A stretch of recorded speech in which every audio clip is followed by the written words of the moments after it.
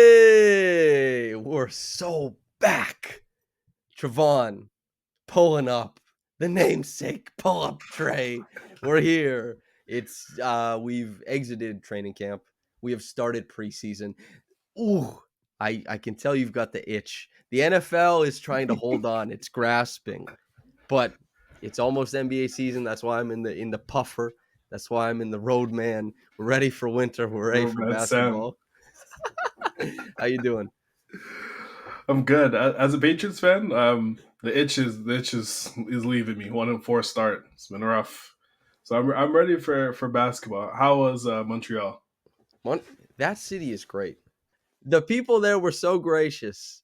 The people there were tremendous. The way they built their city, the allowance of different types of transit, the buildings were beautiful, the architecture was beautiful, the city makes sense. You can walk so much of it. I was putting in like 25,000 steps every day, walking so many kilometers. The food was great. The weather was great. I know that's not the case all the time. Montreal, top tier city as a tourist. Now I can't speak for living there, but as a tourist, I was like, this city is awesome, man.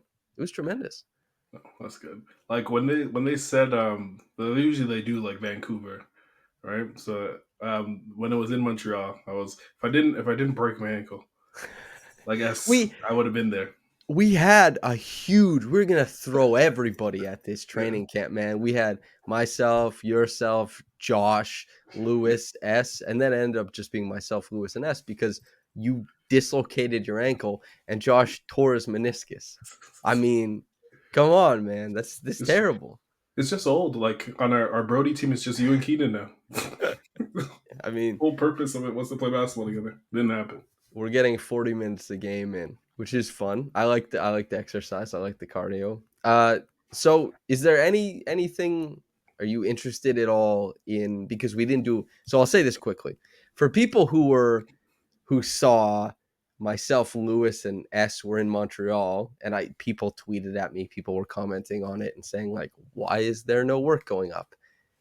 I don't have a perfectly adequate answer for you. I can't speak on it, but the work is going up now and the podcasts are going now.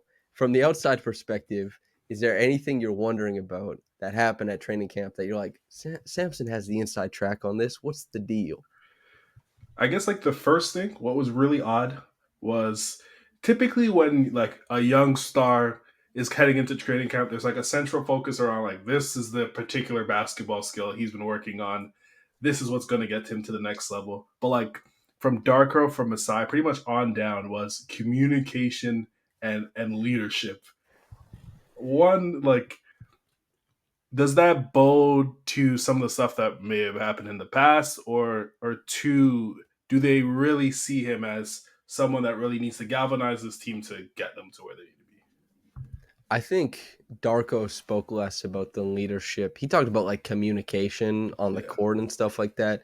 Masai, similar to last media day, he came out swinging. He was speaking Always to the does. fan base. Like he's not speaking to reporters. He's speaking to the fan base when he's talking about selfishness, when he's doing all this kind of stuff. He's trying to quell narrative or build narrative, whichever he so chooses. So obviously, something they wanted to stress was Scottie's leadership in a positive manner. So they made the first step towards that and started speaking about it immediately. Now, is this tangible stuff I can get a sense of? No. Like and honestly, maybe I would have. Well, here's a fun anecdote. So I'm at the game, the preseason game. Very cool that the Bell Center, their media seats are courtside. So you taking the game from the courtside, you're very close to the players. Scottie wasn't playing, but he's very, very encouraging to his teammates. Now, Mhm. there's a couple situations where he zones out and he's just got nothing going on. He's just hanging out. But as far as like being engaged for defensive plays or offensive plays, he's standing a lot of the game. He's yelling. He's supporting his teammates. He and Garrett Temple. So if he's matching energy of like the vet, I think that's a super positive indicator. Now the intangible or the behind the scenes stuff, I mean, who the hell knows? Because I thought it was funny the year before that Scottie was like, I actually need better cardio. And then, of course, he made significant strides in other places, but he came back on media day, remembered what he said, and was like, I think my cardio is better. And then he was basically like an all NBA level player. So who knows how much is narrative and how much is real? Because teams are very, they're conscious of what's happening, how their team is talked about. They try and get out ahead of stuff. Obviously, Scottie, he wasn't there for part of it Yeah. for the birth of his child. Uh, in There's been several children born in the time that I've been covering the team. Usually, it's embraced and talked about a lot by the front office, by the player. That was different this time around. Scottie could just be a more private person regarding that matter. That's about the Scottie leadership, Scottie being gone stuff, and he's slated to play uh, on Friday Yeah. against Washington. That makes sense. Like I took it as like they're crowning him as their franchise player. That Yeah. sort of was in flux, I guess, last year because you had some of the guys from the previous like iteration of the team, and they're setting the table for him to be the actual like, franchise player, leader of the team, and like leaving no real questions. Like overall, I probably would. I know he did like touch on like shot creation, other things like that. He actually wanted to prove upon, but I probably would have wanted to know more about how he could affect the game defensively. Because right now, there's probably like he has this vision of himself as I'm guarding the best player, and I think he touched on that. Mhm. Whereas we've touched on this also, where him being lower in the defense has always bode the most success. Do you think there's like a dissonance there, and the Raptors can kind of mitigate this, or they're going to throw him against Luka Doncic on the first game they played Dallas? I don't think he's such a bad matchup for Luca, to be quite honest. Like that's one of the guys who I'm not scared of the Luca matchup. I'm scared of like the De'Aaron Fox, Darius Tyrese Garland, Maxey. Donovan Mitchell, Tyrese Maxey type matchups that Scottie, and it's a good thing he wants it. Scottie wants everything. And that's a great trait to have. Just take on so much. But uh it's maybe not that helpful. It's better to have him at the back end. And especially since the Raptors are kind of you can tell with their starting lineup, they understand their offense should be pretty good. It Yeah, should be pretty good. I'm If they have a top, like I think their offense will be in the top half of the league. That's a take of mine. They also have brought in a bunch of defensive minded guards who should help the point of attack, who should make it so that Scottie doesn't have to, walk out as the prime. Of course, he can switch out on the guys, but walk out as the primary matchup.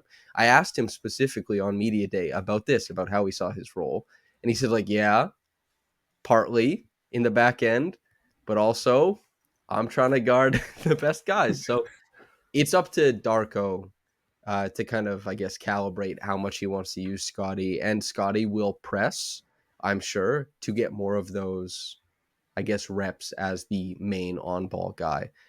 So pretty, like, it's a good indicator that he wants that stuff. But again, it's the coach's job to put all the players in, I guess, the best position to succeed. And yeah, it seems like the guys are all in pretty high spirits despite yeah, two acromioclavicular joints going and being strained, Jacoby Walter, RJ. I saw somebody who collected the, I guess, sum of all the AC joint injuries in the NBA. The average amount missed is like 4.4 games or something, which came out to around 12 days. So that sounds shorter than what is being forecasted by the Raptors. Like yeah, Jacoby, they're saying like it seems like it's going to be like 6 to 8 weeks for Jacoby. Of course, they didn't announce the grade of the strain, and then for RJ, they're saying he's done for preseason. We will look back once preseason is done, and we'll update the situation. So that doesn't really match the 12 days yeah. thing, but I mean, go figure. Maybe injuries last a little bit longer with the exchange rates across the border. I'm not sure. And I like RJ is like such an essential piece. Like if he does miss, say 2 or 3 games at the beginning of the season, do you see like a Ochai Baji going up and they get longer, better defensively, or do you think they downsize him, maybe put another guard in? I think it'd be Ochai. I think Ochai is the guy who will step in. That's just based off of what happened last year. Ochai stepped in the starting lineup quite frequently, and when RJ was obviously Yeah, excused for the passing of his brother, so I think that would be Ochai. But it is kind of interesting to think about who will be the fifth starter coming out of camp. I think what I was getting from most people is that it will be Gradey. That Gradey, even though RJ, I think will probably miss a game or two, I think Gradey is probably the fifth starter heading into the season. I like that. me You and I too. have both been saying, like, yeah, just load up the reps, see where they take you. This is what we want to see. And I think that's exciting. Emmanuel quickly, hopefully, he's the guy who's had the thumb brace on the whole time, but they seem to be indicating that he'll be back in time for the regular season. So there has been some injury stuff rambling about, but they ended up playing a game.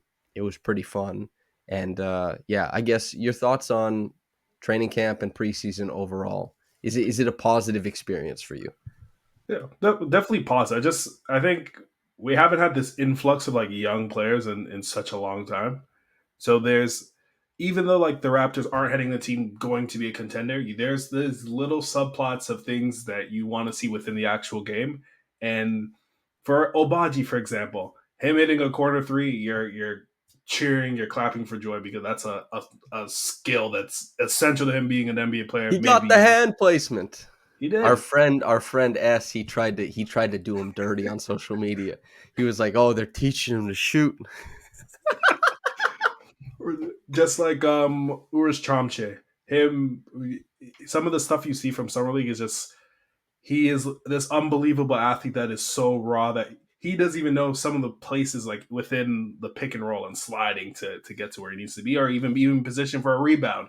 And him doing positive things is just bodes well for the future and what you want to do. And realistically, you need a couple of those guys to pop off if they want to be good. And Jamal Shead looking the part, doing what he Mhm. needed to do made me super happy. I think the biggest surprise from like hearing the coaches talk is that they're much higher on Shed than I imagined. I assumed I assumed going in that Mogbo would be the guy that they're hammering home. This is the guy we want to get tons of reps. But it seemed, aside from Chauncey, pretty even across the board, and there's going to be opportunity for the second round guys to play. So basically, what happens for most teams and for the Raptors is that the G League season starts after the Raptors season starts. So those guys, they stay on the roster and they get a shot in the first like 7 to 12 games. They get a shot. Jamal Shead is going to get some NBA minutes. Mobo is definitely getting some NBA minutes. Chomche, I'm not exactly sure. Depends on how the games shake out, but there'll probably be an opportunity for him. Also, a funny, he had what 4 fouls in like 2 minutes Yeah. in the preseason game. Rudy Gobert, Jaren Jackson Jr., basically any great rim protector, they always have an exorbitant foul rate. You have to be willing to whack guys to play good defense. So we have a positive indicator there. The rest of what went on, maybe not so positive. Even like in the open practice, uh, getting drills wrong and just kind of being like, "Whoa, what's going on, man?" That like, Yeah. but that kind of stuff. He's so young. He was the youngest player in the Mhm. draft. Uh, he's he's got a lot to work on, but he's big, as you've mentioned. This is one of the faster, tall players you've seen. And while that hasn't saved James Wiseman's career yet, it could on the Indiana Pacers. It's been fun. Jamal, I'm curious what you made of his performance because I have an opinion, but I would like to hear yours. I've watched Shed quite a lot, so I wasn't necessarily surprised, especially like on the defensive end. Like he creates havoc. He's very aggressive and he's strong, so he can play defenders who are taller than him. Um, I think offensively, I was surprised how he was able to score off of the bounce, getting downhill and actually scoring. That wasn't something that was really a strength of his. And the decel hit he made going downhill was something I've never seen him actually do.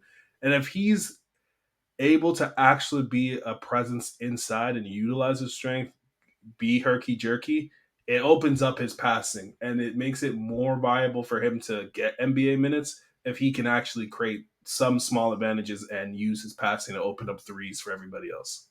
Yeah. I was really impressed by his overall floor presence. I thought that he had a great accounting of kind of what was going on both sides of the floor. I do think it didn't change anything I thought about him though, because a lot of, as you said, he looked fast. He Yeah, looked quick, like especially that when he was in the middle of the lane and he gives that throw ahead dribble, collects on the outside and hits that bank shot. You're like, well, damn, that looked like very, very professional, yeah, like professional half court scorer. But that wasn't exactly what happened all game. He was mostly pushing off rebound steals and broken plays and did so good on that. And his ball pressure was elite. And after the game, when I asked, like, Alex Sarr just told us, the speed of the game is something you kind of have to catch up to. And he was like, well, I've been guarded by Davion Mitchell. So today was actually kind of slow for me. He was like, iron sharpens iron. So it'll be really interesting to see between Davion, between Jamal, between DJ. I think you're probably like, who pops? One of those yeah, guys is supposed to pop. And the guy who is the worst on defense is, to my eye, the best on offense. And Jamal, I think, has the gumption and willingness to try and create off the dribble in a way that Davion doesn't try as often. But Davion, I think, is the best defender. So you're operating, nobody's a home run there. There's so many different strengths to yeah. work with. You just need one of those guys to pop in a new way, and then it probably becomes viable for them. I am really interested to see how that backup guard situation shakes out as far as the rotation, over the course of the season. Yeah. I'll take this opportunity, since we are kind of doing a recap, a reaction to the preseason game. For anybody who doesn't follow me on Twitter, anybody who listens to the podcast, there for the first time in, God, I don't know how long, Raptors Republic will not have a reaction podcast after the games. I am not doing it after the games. Um, this this is a new direction for the company, and I hope that I get to involve myself in post game stuff. I'll be doing lots more written work this year. The Pull Up Trade podcast is the flagship Raptors Republic podcast where we try and make this thing hum. We hope you guys keep listening. And yeah, I guess we'll see what shakes out as far as coverage looks like. But to the people, because like truthfully, it did, like, thousands of people listened on podcast apps, thousands of people watched and listened on YouTube, sizable viewership. For people who have been relying on this coverage after games, I think this would have been my 6th season doing it. I apologize that it won't be there. And I know the podcast became a companion piece to many different people's, how they viewed the games, whether it was at night or in the morning. To everybody who shared and listened to me, I really do appreciate that. I think it's I'm honored that I could be part of the games for so long. What I will say is that hello and welcome. William Liu is still doing a reaction podcast. He does it on YouTube now live. And our dear friend Curly, Live by the Three, is also a post game Yes, sir. podcast. Sean Woodley also does a post game podcast. There's still plenty of guys doing it. I hope you enjoy it, and I hope you continue to engage with my work outside of whatever the hell I'm doing right now. So that's. But if sorry to the people who, because I know there's a lot of cross contamination. A lot of people listen to mine and Will's. A lot of people listen to mine and Curly's. If you were a solo Samson listener and you feel left out to dry, I apologize. Okay, let's talk about the rest of the preseason game. Trey, Jamal Shead, we talked about. What else stuck out to you before acromioclavicular stuck out its nasty little neck again? RJ Barrett looked pretty damn good. He looked like the best player on the court, which was with, mind you, the Washington Wizards are the greatest team, but Kyle Kuzma's on that team, and he If won. you had told people in December last year, Yeah, I think RJ Barrett is better than Kyle Kuzma, you would have got pushback from a lot of people, I think. that Or is. Jordan Poole. Ooh, there's an internal Jordan Poole versus RJ Barrett debate. Put it to sleep. Put it to bed. Uh, for anyone who doesn't know, I've been a deep RJ Barrett supporter for quite a long time, and we've had internal battles within our group chat of Jordan Poole and RJ Barrett, and so far so good. we'll see how next season goes. But It's looking one way. looks like it's over. But but he looked like the best player on the court. He was able to get downhill at will. And what I was really impressed about was how he was actually navigating as the main initiator. Yes. Um, a lot of what RJ did last year was off of the catch, coming off of more circular drives where he can actually get downhill and get ahead of steam and utilize his size and his strength to separate. But he was getting downhill, being patient, and was able to one find people on the team as well as get downhill and score. You wrote a wonderful piece of how he's able to do all of this stuff. And even when teams were trying to cut off his left hand, he's able to counter so well and still score. If he actually can be an initiator and say lead a bench lineup, the Raptors bench is going to probably be a struggle. That's a massive step for one him and just for the team and its viability. Him being an initiator would be the jump that gets them to being closer to 500 and surprising teams. Yeah. His ability to score without needing anything. It's one of the best quotes from the piece I wrote on him is Darko saying, we can go a full quarter. I don't have to run anything for RJ. Like he'll find a way to score. He finds his way to impact. He's great. RJ, like the stats are that he scored on, like he was cutting twice as often with the Raptors as with the Knicks. Twice as often. 2 times. He was scoring almost at 3 times the rate on cuts with the Raptors as opposed to the Knicks. Like this guy is inserting him, and he shot it. Some people talked about, well, he's just in transition more because the Raptors run more. He still shot 53% from the field in the half court last season as a Raptor. Like it's pretty damn good. 22, 6, and 4 on 61% true shooting. All that stuff he did on so no frills. It's kind of like how Pascal in his first game with Indiana for the preseason, they were running a whole bunch of new packages for him. It's like, well, these guys came in halfway through the year. And so RJ running these pick and rolls where he leans on Jakob more as a screener. And it's more so about like putting RJ in strong positions because you trust him going downhill, both as a playmaker and a scorer. These are new developments that he wasn't, at least for a couple of years now, hasn't been given so much opportunity in New York. And honestly, didn't get that much opportunity for it as a Raptor. Now, it's preseason. It's the Wizards. This doesn't make anything certain, but good things are better than bad things. And RJ looked really good. The problem is that shoulder, Jonas Valanciunas came over. He said, "Yeah, Big man. Yeah, damn, Rough. He is a reckoning." Yeah. Someone else who I thought really popped off as well was Gradey.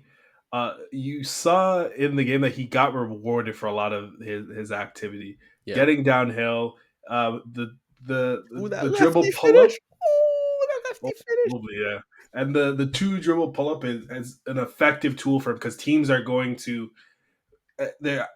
he's going to get to a point where he gets respected and gets the rep as a very good shooter just based on his entire basketball career. And that's going to be such a great weapon because teams are going to close out very hard on him. It's what vaulted Klay Thompson to all-star status and being a really good player.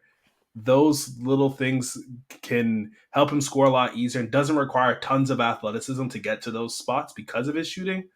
So as long as he's able to continue to finish at the lane and score really well, and the shooting gets to the level that it needs to be, there's going to be great spaces for him to score on the court like fairly efficiently. And if he is this off-ball weapon that orbits around the rest of the team, that allows everybody else to score a lot easier as well.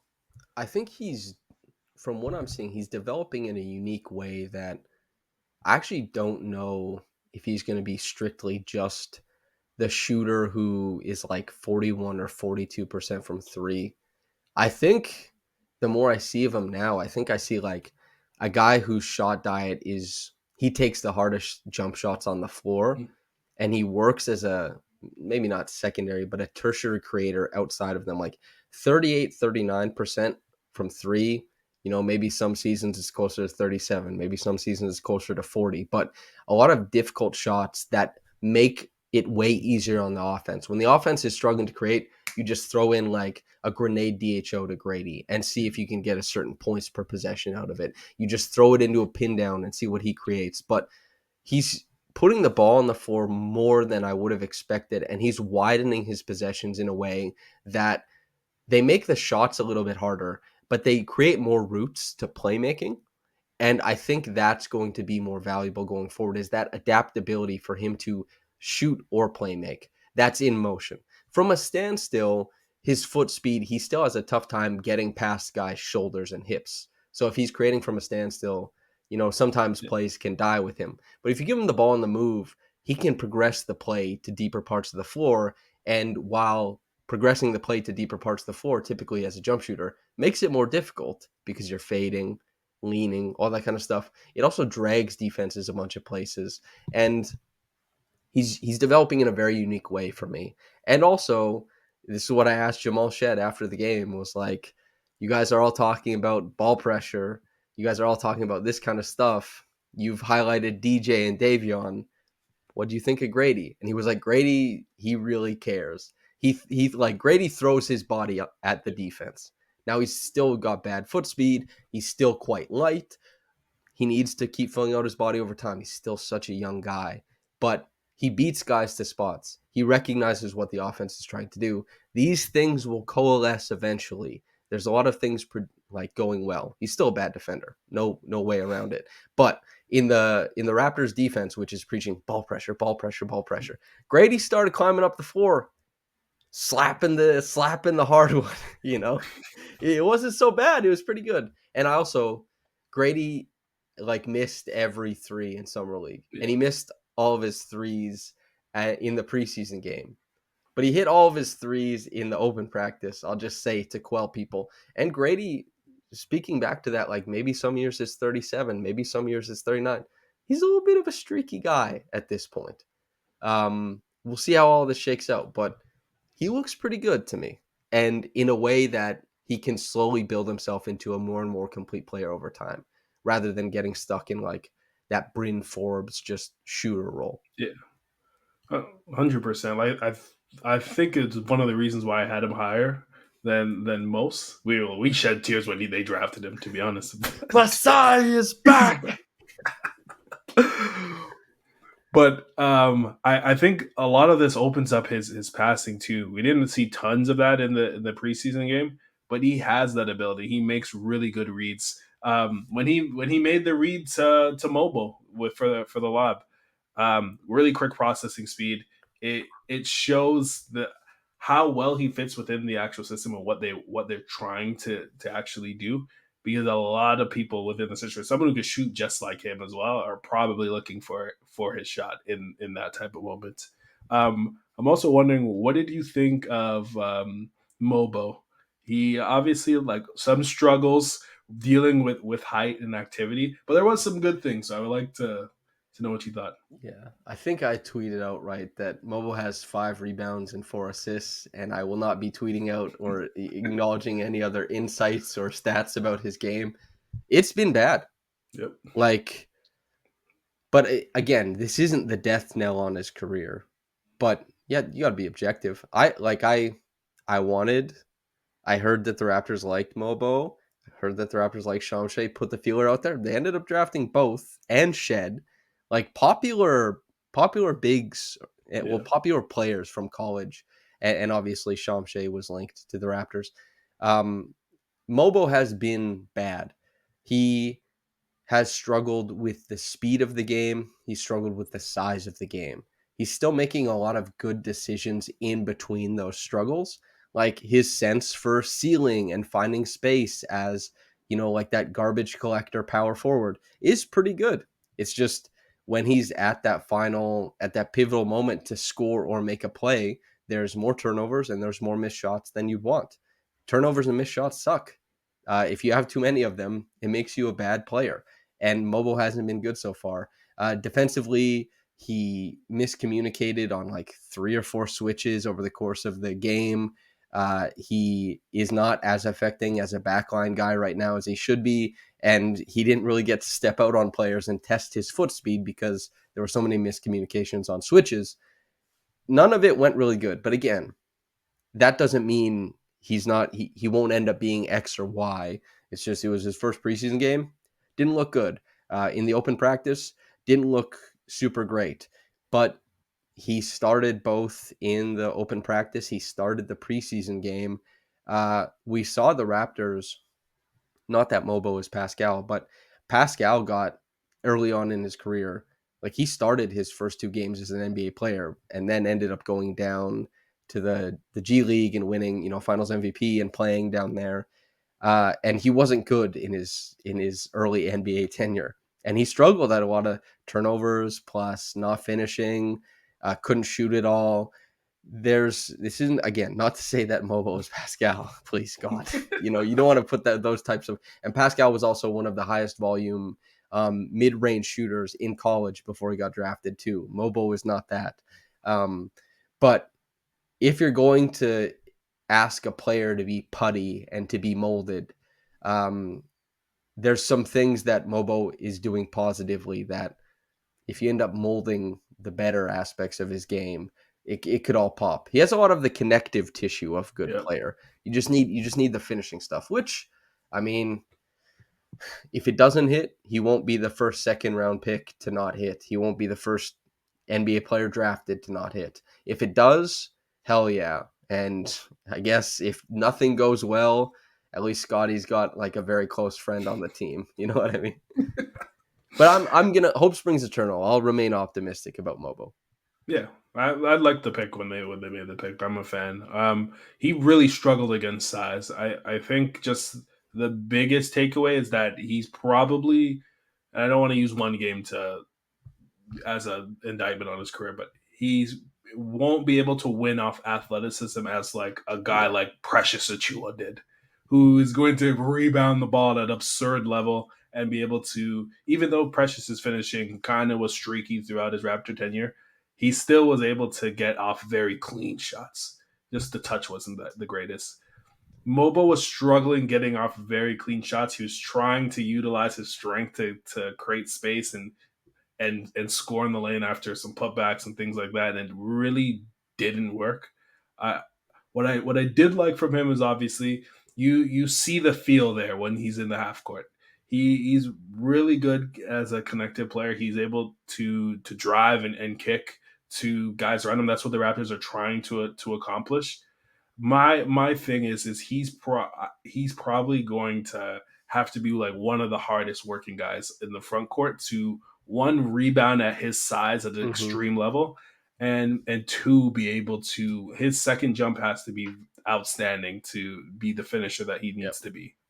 There's also a thing that's happening, I think, is that he's attempting to play make on the move, and he's doing it as if the defense is responding to him heavily. When in reality, the digs aren't really coming. Like players are staying at home. Yeah, And so he's realizing that he's not affecting much change, but he's playing as if he is, which means that passes are going to be more stressed, passes out are going to be more contested, and it means he's going to be put in a more positions now than he was as a collegiate player because of the gravity. He doesn't have much at the NBA level. You gotta make more shots, or you have to be more controlled. You can't pick up your dribble that early because A, you don't want to shoot it from there. We know you don't want to shoot it from there. And B, there's no dig down coming. So when you pick up the dribble, you're not in a strong position to pass while on the move to an open shooter or something. So that kind of stuff has to be sorted out. I don't know how easy it is to clean that stuff up at the NBA level. Even Pascal had a little bit of a problem with that. Like that early pickup to try and find a relocating guard on the perimeter. Sometimes it's awesome from Pascal, but Pascal also that jump pass, he got himself into trouble at 30 years old. Mobo is not 30-year-old Pascal. I keep comparing them. I don't mean to do that. It's just coming to mind, I picking suppose. the picks are in close range, I guess. Uh, 27 and 31. Yeah. I think a lot of that comes from like repetition at the lower level. Like his dunk percentage rivaled Duke Zion Williamson. Yeah. He was extraordinary at that level of play and where he played. That that led to obviously teams like overreacting to the things that he did, loading up to try to stop him Yeah. from getting to the rim. And those passes were much easier to make. He's more connective in that standpoint. and he's facing bigger and quicker athletes, there's going to have to be like an influx of what do you do in between getting to the rim and probably being at, say, the free throw line extended. Yeah. And I don't think it needs to be a jump shot, but there needs to be, his passing probably needs to pop off more than his finishing to really get the impact they want out of that pick. Mm-hmm. It probably like most guys that size, they have to have a push shot, and that push shot has to be pretty good so that when you're moving forward with momentum in the middle of the lane, teams are either allowing a push shot that ekes towards like midline efficiency or maybe a bit above so that they respond to it and you get to play make with laydowns, bounce passes, lobs to your other big, spraying to the corner or back above the break. Like that stuff needs to happen. It's interesting.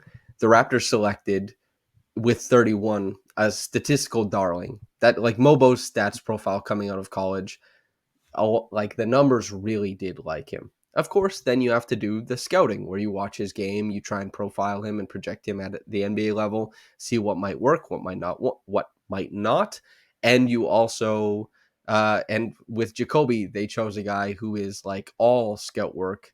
His stats did not pop. Like there's a lot of bad stuff on that stat page, but you're looking at what works when Jacoby does. You're looking at a guy who you wonder if he reaches his ceiling could be one of the top end, guard shot makers in the NBA. You throw out a line hoping on that. You throw out a line hoping on Mogbo. Both these guys, it's a draft. It's not considered like a draft that has 40 stars in it. I think any draft that they say is bad is an underrated draft to me, I think. Because when people think a draft is good, they oversell it. And when That people is think true. a draft is bad, they undersell it. So like, you know what I mean? Like Cade, Mobley, Scottie, Jalen Green. This was supposed to be this life-changing draft. I think pretty fair to say Scottie's the best player of the Yeah. bunch right now. And it was a top 3 in that draft. It wasn't a top 4. Scottie's the best player, but even the Raptors identified that draft thinking it was Cade, Jalen and Mobley, that there was a top 3. But of the rest, they saw Scottie and thought, this is great, we'll take Scottie. That was considered like an elite draft. It hasn't borne out as that. Yeah. This You might draft, you might be onto some 2020. I No one talked thought it about was this. him. I Yeah. talked about this during the draft process. And it was a But great then draft. you made a very compelling, you're like, go look at 2013 for me. And I did, and I was like, ooh, scary. Like Rough. it has Giannis. It has Gobert at 15 and 27. But Yes. there's not a lot in like the top. There's not a lot going on in that draft. But I think this draft will be better than 2013. Regardless, uh, the Rizzler, out of Atlanta, he looked pretty good. 18 points in his first game. I was like, good for him scoring the basketball. Had that sick finger roll, Mhm. He was nice. good. Even Sar looked good against us. Yeah, when he's hitting his shots, you're like, I see the total vision. It's a rare archetype. A guy who can hit shots, stretch the floor, block shots, and put a lid on the rim. It Yeah, it, it makes sense. he looks like the real stretch big because Yeah. there's not that many of them. But he looks like maybe he could end up being one of them. Is there anything else you thought was interesting before we project to what else we want to see from, I guess, the rest of preseason and camp? Well, I guess camp is over, just preseason. Yeah. I guess the last thing would probably be overall just like comments on where they're going with Chomche. It Mm-hmm. seems that everyone else pretty much has opportunity, but they have a very long term committed plan. And when Darko said, I'm focused on him arriving on time," I was like, he's going to be in the G League day one, and he's probably going to be there for a couple years. What was your thoughts on that? Chomche, yeah, like we talked a little bit about it. He's he still has to learn, kind of like expected. There's a baseline you have to achieve as a player to compete at the NBA level. There's just things you have to do as second nature. Like as a guard, you have to be really good at like bumping as the tag man. You have to be really good at blowing through the shoulder, when you're playing through like a screen. You have to be able to, as a guard, wait for your big man to set the screen. You have to be able to get like every guard. If you don't have the pocket pass, you're so like you can't run the pick and roll. Coaches won't give you the pick and roll because that's the most available pass. The points per possession on the pocket pass are quite high. If you can't make that pass, the baseline pass, good luck. Like Pascal, that was his biggest weakness in the pick and roll, was that he couldn't make a pocket pass. Luckily, Scottie can. There's just things Yeah. that you have to be able to do. And Chomche is like really far from nailing all those things of fitting in as a big man. But he'll also sprint the floor in like 3.3 seconds, and he'll tap the top of the box when he blocks somebody, and he'll catch a lob. Like I think I put it, I tweeted out the video during the open practices. Like Jakob just kind of like threw the ball at the rim, and Chomche just grabbed it and dunked it. And Kelly immediately was like, wanted a goaltending call because Jakob did not mean to do that. Jakob missed egregiously, and Chomche was like, I will pluck that out of the air and place it into the bucket. You, maybe don't compare him to Derek Lively, but that was what I wanted to do. Was like Derek Lively is just like a guy who stepped on the floor for the Mavericks and was just doing shit, just Yeah. was constantly making plays. Shamshay, it's not we don't want him to be Derek Lively, but you want to be a player who you feel the effects of his size and his athleticism immediately. And I think it's going to take a long time for him to nail down the finer details of being a professional player before you start feeling those effects without feeling the negatives. Yeah. Yeah, that makes sense. He was one of those guys. One, I wanted them to draft him. I'm pretty high on the tools, but I think he probably would have struggled some in college, even if he were to go, just because he's still learning the game. Like even in his roll pass, he's sprinting on his rolls, and it makes things significantly harder for him. You saw it in summer league as well, just like overactivity and not understanding the spots that he really needs to be.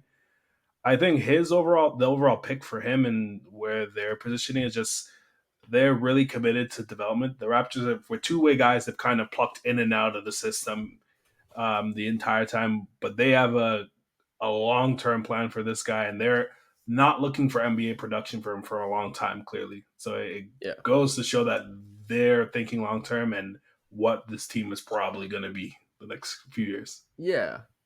He'll have time, which is Yeah, good.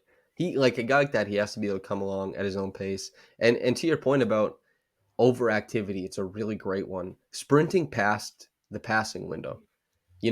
Sometimes you have to slow down to maintain the passing window. To like you're not always sprinting into space. It's a fine-tuned thing to work with your point guards to make sure that you keep passing windows wide and as open as they need to be, and also that the pick and roll is paced at the right time.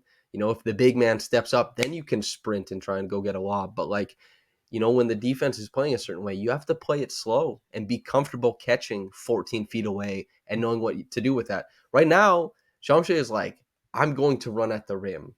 Please throw the ball where I can catch it and dunk it, which it's good that he can do that. The Raptors haven't had that in some time. And Scottie, I think, will be a great and prolific lob thrower over the course of his career. That high release point, it's a big part of why he's such a great passer in the pick and roll. I have a new I watched every Scottie pick and roll thing coming for anybody because he's actually good at it now. He wasn't good at it, but then he had a great year doing it, so yeah. it's way more fun to talk about it this time. The passing is obviously what makes him special in that play. So yeah, all that stuff should be fun. Is there anything else you're looking for before I guess we get out of here? No, I think that's it. This overall, there's while I think wins might be tough to come by to some degree. At the start, yeah. Yeah, the beginning of the schedule was brutal. Well, I actually, remember. let's do this quick All right. because, and for anybody still listening, right? Well, who are we kidding? Everybody's still listening. We've seen the retention rate; it's pretty good. Thank you for staying with us. Like the video and subscribe; that helps a lot. But here's the thing: so the Raptors were, I think, like Vegas said, 29 wins. Yeah. They're now. It depends how long RJ is gone for. I think RJ will miss a couple games, a few games maybe. They're losing a handful of their opening games regardless. They play really good teams. This team will win games. They'll I think if RJ is healthy quickly and they have is healthy fast, God, the names of quickly kind of confuse things. If RJ is healthy expeditiously, then I think they have a chance and they're healthy this season at like between 37 to 40 wins. They they're not a cheap team. They have Yeah. good players and hopefully they have an all NBA level player. Players as good as Scottie Barnes, this will be a huge season for him to kind of show out like, hey, I can drag a team. I can push the boulder up the hill. He can do that kind of stuff. RJ, Quickly, Pirtle are all paid well. Kelly Olynyk, if he has a decent year, is a rotation big. Bruce Brown, what time he comes back, if he plays. Like, if the team gives it their all, between 37, 40 wins, I think I think that's in play. Now, this can swing pretty hard the other way, but where do you think they end up? I'm 33 to I think like 36 is my thought Your process. ceiling is my floor. Well, I gave a lot of stipulations. I said Yeah. they have to be healthy. It was kind of a coward's prediction from my end, to be honest. Well, I have my own caveats and theories too. Like I just think like towards the end of this, I think they would be very frisky heading to the All Star break. I Oh, think I would not be shocked if they're like a couple 2 to 3 games under 500 at most. I think they could be pretty frisky, especially if Scottie's good. But I think after the All Star break, they're going to prioritize one, like giving guys who probably haven't had more playing time, and potentially like going for that pick if they are going to make the playoffs. So I could see it swinging where if they were to go balls to the wall, they might win 40, 42 games. If Scottie does take another leap or RJ and quickly, but I don't think that's their actual goal. yeah. There's games to be had out in the East, and Yeah. if Scottie takes another leap, he's you could have made the case that he's one of the 15 best players when he was having his run. Yeah. And that run didn't stay, and the 3-point shot didn't settle where people thought it or hoped it might. But if he takes another leap, considering where he was defensively, considering that a lot of players aren't truly two-way guys, it's pretty easy to make the case that he's a top 15 player. And top 15 players usually have a profound impact on winning. And it's not like the Raptors are only have bad players and Scottie. Yeah. Like there's good players there. Quickly, you hope makes a leap. They talk about his work ethic. They talk about all this kind of stuff. He's never left the gym. He's trying to add X and Y. RJ has just done it.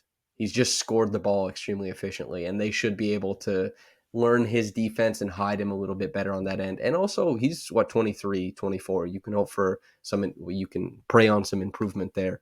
It's just like I would love a frisky team because I don't think they can out lose the worst of it. They didn't have Scottie or IQ. RJ played half the game. They goddamn beat the Wizards to like so bad. And I guess we'll see what happens on Friday, but there's a lot of there's a handful of bad teams that you're just not sinking past them. These guys tied boulders to their ankles and they're sinking to the bottom, man. Yeah, like I don't think they could get to the level like the Nets, for example, who are like all in on getting getting their pick. What do you I think do about wait, go ahead, go ahead. no, I think it's similar to the Tampa season where they make some sort of Mm, there's some sort of what am I looking for? I think they were 19 and 21, I Yeah, think. And then shit went like sideways, just like they lost a million games in a row, but how they how in the hell did they got lucky, man. Scottie? dude, Scottie out of that? I remember That's obscene. when they got the fourth pick, I was like, "Oh no, man, we jumped up for no reason, no Jalen Green." They got the best player in the draft. Yeah, Incredible. Absolutely incredible. You know, and you were in that video, but I was. you didn't make an ass of yourself. but somebody did. We won't say who. Oh my god. Yeah. Very lucky to get Scottie Barnes. And also big shout out, the Oh, that gentleman that was clapping, he knew the future. Zarar as well. He was yelling Scotty Barnes in the video. Scottie Barnes. Yeah. That was awesome, man. Truly a pivotal moment in the Raptors franchise. Could you imagine if they had drafted? Could you imagine Giddy? Oh, Bad news. be rough. Bad news. Oh man. Oh yeah, that feels like a podcast. Yeah. All right, we will be back, listeners, with predictions, like award predictions, more in-depth predictions about what's going to happen this season.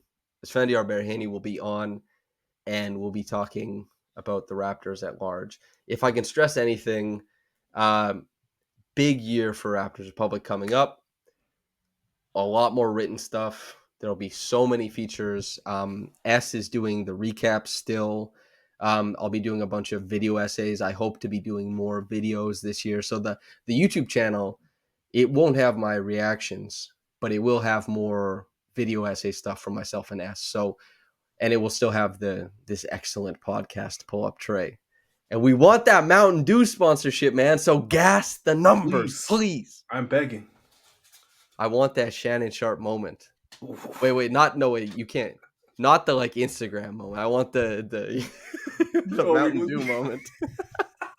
I want a very specific Shannon Sharp moment, not all of them. Yeah. Anything you want to say to people before we get out of here? Everyone that reached out to me on Twitter about my ankle, thank you. Very, very, very appreciated. I'm Reached walking. out? Yeah, they did. That's nice. Yeah. I guess you said it because we were doing a little bit of a meme on S. Yeah. Was it after the tweet or was it after our episode? After the episode, because they can see the visual, I guess. Yeah. Listeners, viewership through the roof, man. But yeah, I appreciate it. Walking now. Won't be doing Brody anytime soon. We're getting there. Yeah. Curly was like, y'all want to do winter? I was like, I don't think we can make winter, man. No. I don't think we're gonna get there at all. You guys should win the championship though. I just want my can I get Brian Scalabrine? I go on the court for moral support. But you guys all clap. Yeah, of course. I mean, there was girlfriends on the bench last game I was at, so but they sandbagged a little bit. When Cody joins the team, Adrian, geez. We should have been in a higher division. I'll say maybe egg on my face if we flame out or something like that, but yeah, probably should have been in a higher division. I still have to play that guy who was giving S the boogie woogie score on him, who was like, yo, tell Samson I love his work. Pa, pa, pa. Whatever the hell it was. I hope to see him out here on the court. Pa, pa, pa. Hook shot. Yeah. Anyway, yeah, that's a podcast. All right. From myself, from Trevon, thank you so much for listening. Like, subscribe, comment for the algorithm, all that good stuff. Thank you so much for tuning in. And whether you got into this in the morning or at night, have a blessed day and goodbye.